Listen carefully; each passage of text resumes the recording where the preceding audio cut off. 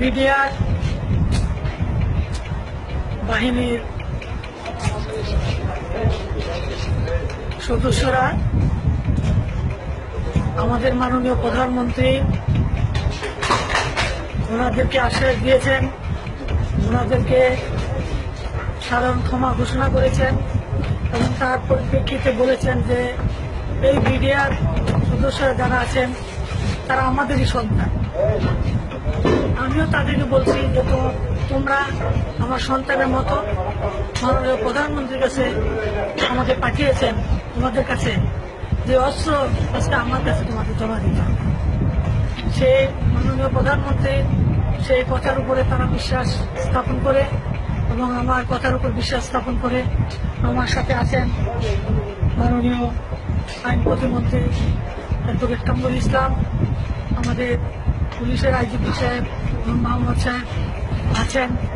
এখন আমাদের সামনেই আমার সদস্য বিডিআর এর সদস্যরা আমাদের সামনেই আপনারা দেখছেন যে আমাদের কাছে এই অস্ত্রগুলো জমা রাখছেন এবং এই এলাকার বিভিন্ন অস্ত্রাগার আছে।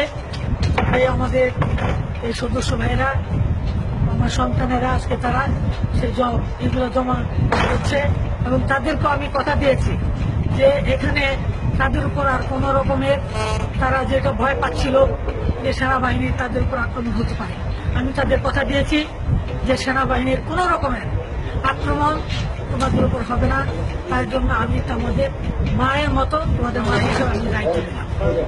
কাজে আজকে দেশবাসীর কাছে আমি বলতে চাই, আজকে আপনারা দেখেছেন আজকে সকাল থেকে এই বিডিআর পিলখানায় যে একটা অস্বাভাবিক পরিস্থিতি যেটা সৃষ্টি হয়েছিল এবং আমাদের মাননীয় প্রধানমন্ত্রীর হস্তক্ষেপে তিনি এই আমাদের কিন্তু অনেকে কথা বলেছেন।